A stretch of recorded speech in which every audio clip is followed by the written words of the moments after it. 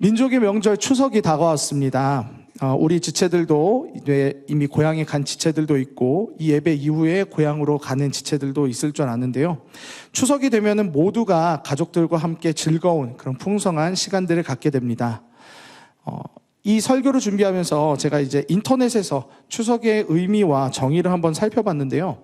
추석은 설날과 더불어 한국의 주요 연휴이자 민족 최대의 명절이며, 추석에는 한복을 입고 햅쌀로 빚은 송편과 여러 가지 햇과일, 토란국 등 음식들을 장만하여 추수를 감사하는 차례를 지내고, 맛있는 음식을 이웃과 다정히 나누어 먹으며 즐거운 하루를 보낸다라고 이렇게 정의가 되어 있습니다. 우리 조상님들도 추석 때는 조상님들께 감사로 이렇게 제사를 올리지만, 그와 더불어서 이웃들과 함께 그 기쁨을 나누는, 아무리 가난하고 어렵게 사는 사람도 추석만큼은 즐겁고 풍성하게 보내서 1년 12달 한가위만 같아라 라는 말도 이렇게 생겨났다고 합니다. 추석은 이처럼 가족들과도 함께 나누고 또 이웃들과 함께 나누면서 모두가 풍성해지는 기쁨을 누리는 그런 시간들이라고 할 수 있는데요. 하나님께서는 우리들에게 추석 한가위와 같은 풍성한 나눔들을 삶에서 결코 잊지 말라고 이야기하시면서 우리들을 통해 나눔의 근원이 되신 하나님의 형상을 닮아가라고 이야기를 하십니다.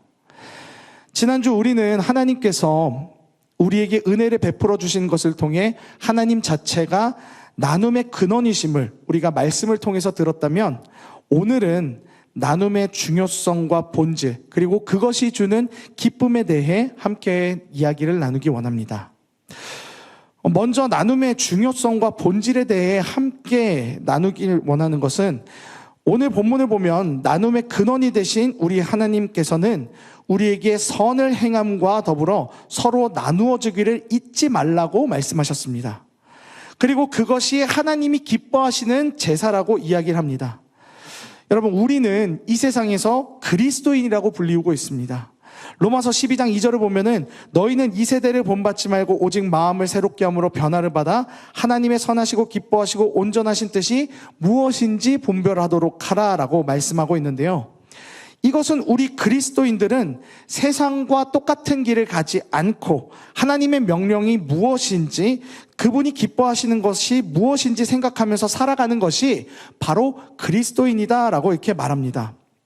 즉, 우리는 주님이 명령하신 것들을 지키며 그것을 기준으로 살아가는 사람들이라는 거죠. 그분이 말씀으로 선을 베풀며 우리가 가진 것들을 나누라고, 그렇게 살아가라고 명령하셨다면 그것은 우리 그리스도인에게 매우 중요한 삶의 기준이요, 바라봐야 할 초점이 되어야 할 것입니다. 또 우리 그리스도인들은 마음 가운데 성령을 모시고 사는 사람들입니다. 고린도전서 3장 16절을 보면 너희는 너희가 하나님의 성전인 것과 하나님의 성령이 너희 안에 계시는 것을 알지 못하느냐라고 이렇게 바울이 이야기를 하는데요. 성령이 우리 안에 계시다는 것은 나눔과 긍휼의 그분의 속성이 우리에게 영향을 준다는 것이고, 성령께서 우리를 그 나눔과 긍휼의 하나님을 닮아가도록 인도하신다는 것입니다. 말씀을 보면 하나님께서는 정말 많은 나눔의 메시지를 우리에게 주시면서 그분의 속성이 베품과 긍휼과 나눔인 것을 우리는 이렇게 볼 수가 있습니다.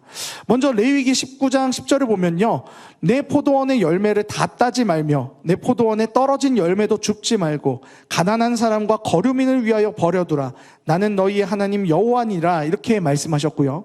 또 그 다음에 보시면 레위기 23장 22절에도 너희 땅에 곡물을 벨 때에 밭 모퉁이까지 다 베지 말며 떨어진 것을 줍지 말고 그것을 가난한 자와 거류민을 위하여 남겨두라. 나는 너희의 하나님 여호와이니라, 이렇게 말씀하신 것을 볼 수가 있습니다. 레위기뿐만 아니라요, 요한일서 3장 17절을 보면요, 누가 이 세상의 재물을 가지고 형제의 궁핍함을 보고도 도와줄 마음을 닫으면 하나님의 사랑이 어찌 그 속에 거하겠느냐라고 주님은 말씀하시고요. 디모데전서 6장 17에서 18절을 보시면 내가 이 세대에서 부한 자들을 명하여 마음을 높이지 말고 정함이 없는 재물에 소망을 두지 말고 오직 우리에게 모든 것을 후히 주사 누리게 하시는 하나님께 두며 선을 행하고 선한 사업을 많이 하고 나누어 주기를 좋아하며 너그러운 자가 되게 하라라고 하나님은 말씀하고 계십니다. 이런 말씀들을 보면 하나님은 우리에게 이렇게 많은 나눔의 명령들을 하셨고 또 그분의 성품과 본질이 은혜와 긍휼을 베푸시는 나눔의 하나님이심을 볼 수가 있습니다. 또한 우리 그리스도인들은 성령을 마음 가운데 모셨기 때문에 이웃을 위해 은혜와 긍휼을 베푸시는 하나님의 속성이 우리 안에도 나타나져야 한다는 것입니다. 마태복음 25장 40절을 보면 내가 진실로 너희에게 이르노니 너희가 여기 내 형제 중에 지극히 작은 자 하나에게 한 것이 곧 내게 한 것이니라 라고 예수님이 말씀하시지 않습니까? 하나님은 우리들에게 하나님 사랑만큼이나 이웃을 사랑하고 베푸는 나눔의 중요성을 우리들에게 가르치시고 강조하시는 것을 볼 수가 있습니다. 이처럼 나눔은 우리 그리스도인들이 마땅히 삶에서 나타나줘야 할 삶의 열매 중 하나인 것입니다. 그렇다면 주님은 왜 이렇게 우리에게 나눔을 명령하시는 걸까요? 그것은 창세기 1장 26절을 보면 알 수 있습니다.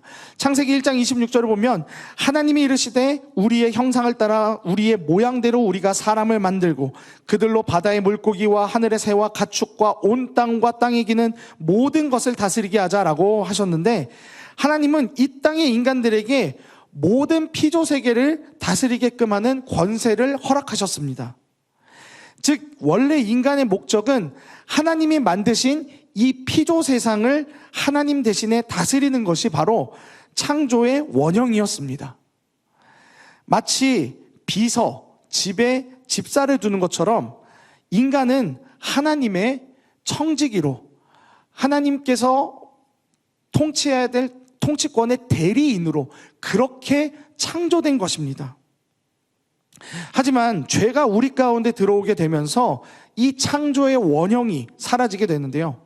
죄가 들어오면서 우리에게 허락된 물질, 시간 등등 이 모든 것들을 하나님의 청지기답게 쓰는 것이 아닌 이 모든 것을 다 내 거라고 여기면서 심지어는 남의 것까지도 뺏어가는 그러한 삶을 살게 된 거죠.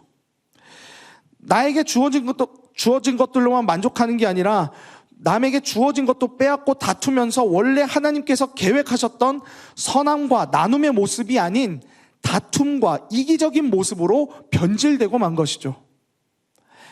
하지만 예수 그리스도께서 우리에게 오시고 성령을 우리 안에 허락하시면서 주님은 우리 모두가 하나님이 주신 것에 감사하며 그 모든 것을 내 중심대로, 내 욕심대로 쓰는 것이 아닌 하나님의 뜻과 원리대로 사용하는 원래의 그 선한 청지기의 직분을 회복하길 원하신 것이죠.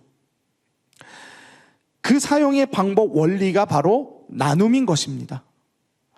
레위기의 말씀처럼 나의 것을 취하면서도 나의 이웃을 위해서 필요한 것을 남겨두는 삶, 그리스도의 사랑과 은혜를 받았다면 마땅히 궁핍하고 나눔이 필요한 사람에게 마음을 열어 도움을 주는 삶, 우리 삶의 나눔이 활발해질 때 우리 안에 예수 그리스도의 사랑이 내 안에서 회복되어지고 있다는 그 거룩한 지표가 되기 때문에 우리 그리스도인들은 나눔의 삶에서 결코 떨어질 수 없는 것입니다. 그리스도인의 나눔의 중요성과 본질을 정리하면 이렇게 정리할 수 있을 것 같습니다. 첫 번째는 주님이 말씀으로 우리에게 나눔을 명령하셨기 때문에 나눔은 중요한 것이고요. 또 두 번째는 주님이 나눔의 성품을 갖고 계시기 때문에 성령을 마음에 모시고 따라가는 우리는 이러한 나눔의 성품을 지닌 주님을 닮아갈 수밖에 없기에 그리스도인에게 나눔은 생명과도 같은 본질이다라고 이렇게 말할 수 있겠습니다. 그렇다면 여러분, 나눔의 기쁨은 무엇일까요? 우리는 무언가 좋은 게 있으면 나누곤 합니다. 내가 경험한 좋은 것들을 나 혼자 누리고 싶다 이런 생각도 하겠지만 동시에 내가 누린 이 좋은 것들 누군가에게는 자랑하고 싶다, 알리고 싶다라고 이렇게 동시에 이런 생각도 하게 되죠. 여러분들 나 혼자만 아는 그런 맛집들 다 하나씩 있으실 거라 생각합니다. 그런데 결국에는 나 혼자만 알고 싶던 그 맛집, 결국 누구랑 갑니까? 나랑 가장 친한 친구랑 함께 가게 됩니다. 그러면서 자연스럽게 나만 알던 맛집이 나랑 가장 친한 친구의 맛집이 되고, 그러면서 점점 SNS에 그 맛집이 퍼져나가게 되면서 이제는 나만의 맛집이 아니게 되는 그러한 일들이 나타나게 되죠. 누군가에게 내가 겪은 좋은 것을 자랑하고 싶고 또 나누는 것이 우리의 본능임을 이렇게 보게 됩니다. 이처럼 우리가 무언가를 나누고 싶어 할 때에는 나의 좋은 경험과도 같은 동기가 있을 때 나눔이 진행된다고 이렇게 생각을 하는데요. 그리스도인에게 나눔의 기쁨이란 무엇일까요? 그것은 바로 하나님의 은혜를 깨달았을 때 나눔의 기쁨이 온다라고 생각합니다. 뽕나무와 작디 작은 난쟁이로 유명한 삭개오를 잘 아실 겁니다. 삭개오는 당시에 사람들에게 미움받고 천시당하던 세리였습니다. 세리는 세금 걷는 사람을 말하는데, 당시 세리는 이스라엘을 식민지로 삼은 로마를 위해서 일하는 사람이었습니다. 우리나라로 따지면 친일파와 같은 그런 사람이라고 볼 수 있죠. 그런데 세리가 더 욕을 먹는 이유는요, 예를 들어서 저 사람에게 부과된 세금이 100원이다 치면은, 야, 이번에 너 세금 300원 나왔어, 이렇게 이야기를 하면서 속여받는 게 당시 세리들의 문화였다고 합니다. 사람들은 민족 반역의 앞잡이에다가 사기꾼으로 유명한 세리들을 싫어하였고, 당연히 몸에 장애가 있으면서 사람들이 혐오하는 직업군에 있었던 삭개오는 돈은 많았을지는 모르지만 늘 혼자이고 사람들에게 욕을 먹는 그런 위치에 있었던 사람이었습니다. 이러한 삭개오에게 삶의 터닝 포인트가 찾아오게 되는데요. 그것은 자신이 살던 여리고성에 예수님이 오셨을 때 온갖 신비한 기적을 일으키면서 사람들에게 인정받고 계셨던 예수님이 그 많고 많은 인파들 속에서 키가 작아 예수님의 얼굴을 보기 위해 뽕나무에 올라갔었던 그런 보잘것없던 자기 자신을 예수님이 직접 이름까지 부르시면서, 삭개오야, 내가 오늘 너의 집에 머물러야겠다라고 그렇게까지 이야기를 하신 것이 삭개오의 삶의 터닝 포인트가 됩니다. 왜냐하면요, 사람들은 예수님이 이제 죄인이라고 불리우는 이 삭개오가 함께 이렇게 어울리는 것을 굉장히 못마땅해 했어요. 근데 삭개오는 그 사실을 알고 있었습니다. 그리고 삭개오는 그동안 사람들이 자신을 알아주지도 않고 계속해서 무시만 해왔는데, 많은 사람들의 인정을 받으시는 예수님이 삭개오야라는 이런 이름까지 이제 직접 부르시면서 내가 오늘 너희 집에 거하겠다라고 이야기를 한 것 그 자체는요, 온갖 멸시와 천대를 당하던 삭개오에게는 너무나도 큰 구원과도 같은 그런 부름이었을 것입니다. 이것 자체를 조금 더 쉽게 이해해서 조금 더 비유를 하자면은, 이것은 마치 유재석 씨가 여기 와서 촬영을 하고 있는데 수많은 사람들이 모여있는 인파들 가운데에서 여러분들의 이름을 직접 불러가지고, 야, 나 끝나고 너희 집에 가서 좀 차 한 잔 좀 할게, 오늘 좀 너희 집에 가가지고 좀 잠 좀 잘게, 이렇게 이야기한 것과 똑같은 것입니다. 자, 그런데 여기서 조금 더 상상을 해서 조금 더 가정을 해봅시다. 근데 문제는 내가 사회적으로 논란이 있고 욕을 먹는 중인 그런 사람이라고 한번 가정을 해봅시다. 여러분 보시면은 요즘 논란 터진 사람들과 조금이라도 엮이려고 합니까? 최근에 어떤 축구 선수가 이제 승부조사 연루된 사실 때문에 그런 것들로 인해서 좀 이제 구단과 상호 합의에 의해서 계약 해지를 하는 그런 일들이 있었는데요. 뭔가 세상은 불미스러운 일들이 생기게 되면은 손절 이러면서 딱 이렇게 잘라버리는 게 일반 사회의 모습이죠. 네. 뭐든지 간에 지금도 논란 터진 사람들은 다 이렇게 거절하면서 손절하면서 하는 게 지금 우리의 시대의 모습인데, 이것은 예수님의 때도 마찬가지였습니다. 누구도 논란이 있고 죄인인 그 나와 함께 하려고 하지 않았는데 그 누구보다 유명하고 영향력 있는 유명한 사람이 그것에 개의치 않고 내 이름을 직접 불러서 나와 함께 하겠다고 한다면 논란으로 수많은 욕을 듣고 외로움에 빠졌었던 나 자신은 얼마나 큰 위로와 힘을 받겠습니까? 삭개오도 마찬가지였던 것입니다. 이렇게 은혜를 받은 삭개오는요, 예수님께 이런 말을 합니다. 누가복음 19장 8절입니다. 삭개오가 서서 주께 여짜오되 주여 보시옵소서, 내 소유의 절반을 가난한 자들에게 주겠사오며 만일 누구의 것을 속여 빼앗은 일이 있으면 네 갑절이나 갚겠나이다. 누군가를 속여서 이득을 보면서 자기 자신만을 위해서 살았던 삭개오가 예수님께서 그를 찾아가시니까 그의 삶에서 나눔이 일어나게 된 것입니다. 예수님의 은혜가 삭개오 안에 있던 양심을 깨우고 그동안 저질렀던 죄를 깨닫게 하신 것입니다. 더 나아가 예수님의 은혜는 삭개오 안에 있던 하나님의 선한 청지기의 삶을 깨우치게 한 것이죠. 이처럼 주님의 은혜를 받은 자들은 그저 나눌 수밖에 없음을 보게 됩니다. 이렇게 삭개오뿐만 아니라 하나님의 은혜를 받았을 때 자신의 가진 모든 것을 다 나눈 사람이 있습니다. 대표적으로 바울이 그렇습니다. 하나님을 믿는 사람들을 박해했던 바울은 다메섹으로 가서 하나님을 믿는 사람들을 다 죽이려고 가는 그 길에서 왜 나를 핍박하느냐라는 그 말씀을 하시는 예수님을 만나게 됩니다.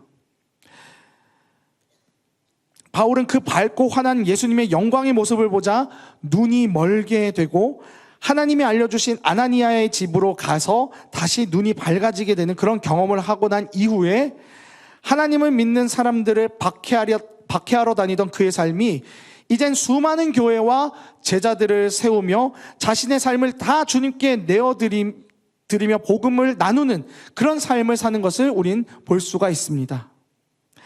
이처럼 하나님의 큰 은혜를 누린 바울은 사도행전 20장 24절의 말씀을 통해 내가 달려갈 길과 주 예수께 받은 사명 곧 하나님의 은혜의 복음을 증언하는 일을 마치려 하면은 나의 생명조차 조금도 귀한 것으로 여기지 아니하노라라고 하면서 이런 엄청난 고백을 하면서 자기 생명조차도 하나님의 복음이 필요한 이웃들에게 나누어 주기를 주저하지 않는 그런 그의 모습을 볼 수가 있습니다.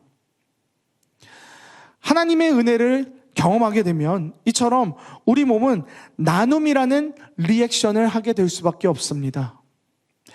그 하나님의 은혜는 내 삶을 그리고 내가 가진 모든 것을 나누게 할 수 있는 원동력이 됩니다.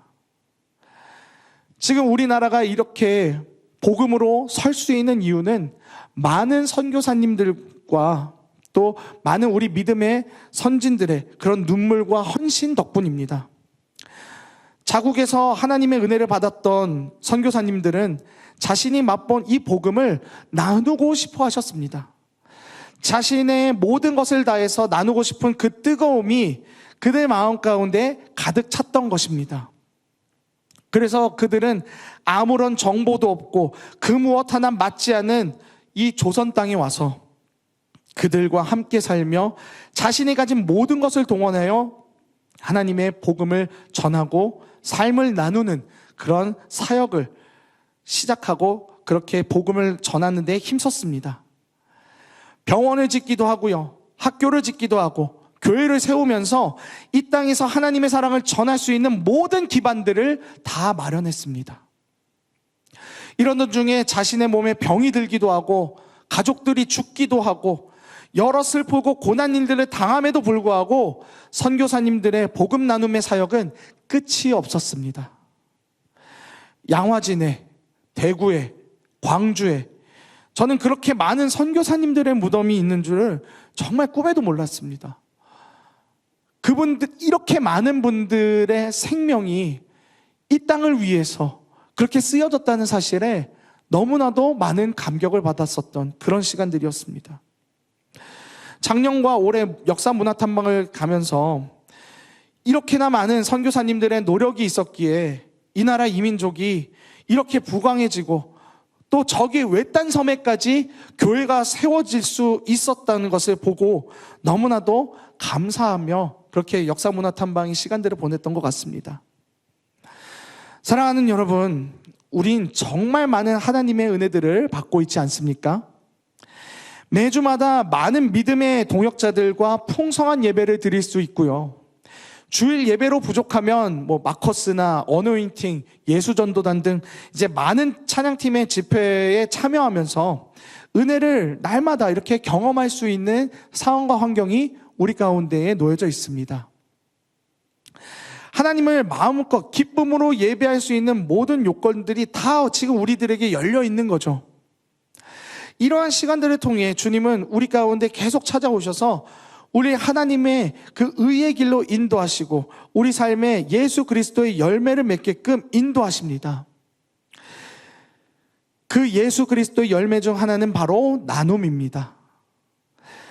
주님께서는 죄인인 우리를 위해 찾아오셔서 하나님의 은혜를 알게 하시고 아무것도 없었던 이 나라에 많은 선교사님들을 보내셔서 많은 나라의 원조를 받는 나라에서 많은 나라를 원조할 수 있는 나라로 부강하게끔 그렇게 변화시켜 주셨습니다.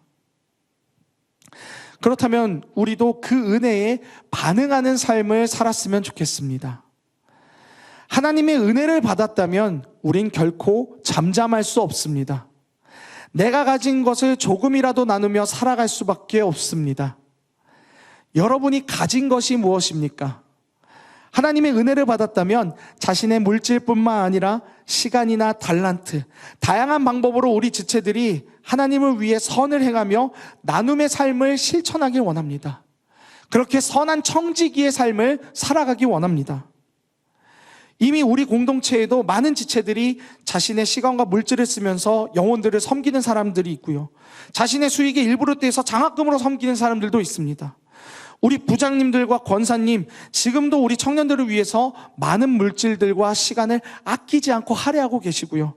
또 우리 청년위원장이신 남석필 장로님도 우리 청년들을 위해서 카페 쏜데이부터 시작해가지고 또 바베큐 파티까지 얼마나 많은 부분들을 우리 청년들을 위해서 헌신하고 계십니까? 이러한 나눔들과 헌신들이 가능한 이유는 바로 주님께 은혜를 받았기 때문에 그 은혜에 반응하는 것입니다.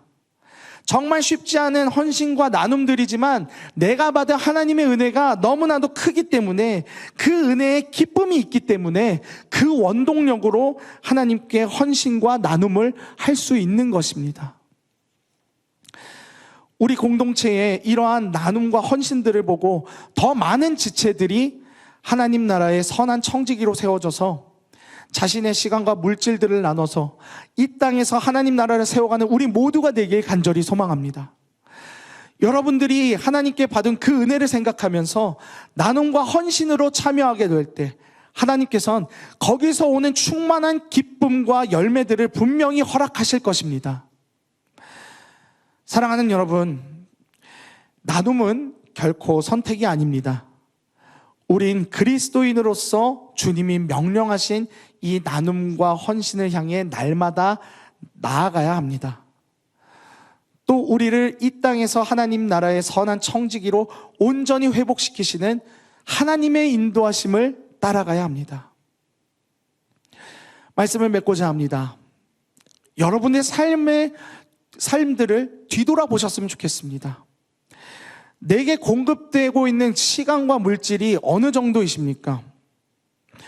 그 모든 것을 나를 위해서만 쓰는 것이 아닌 나의 이웃들과 하나님이 바라보시는 영혼들에게 사용할 수 있는 구별된 시간과 물질들이 있길 원합니다. 그래서 우리 모두가 하나님 나라의 선한 청지기가 되어서 우리에게 공급되는 그 물질들과 시간, 하나님의 마음으로, 하나님의 시선으로 민족의 명절 추석, 나눔의 명절 추석, 이 추석에 여러분들의 작은 물질, 시간, 사랑을 나누어서 가족들과 또 이웃들과 풍성히 누리는 그러한 한가위 명절이 되길 간절히 소망합니다.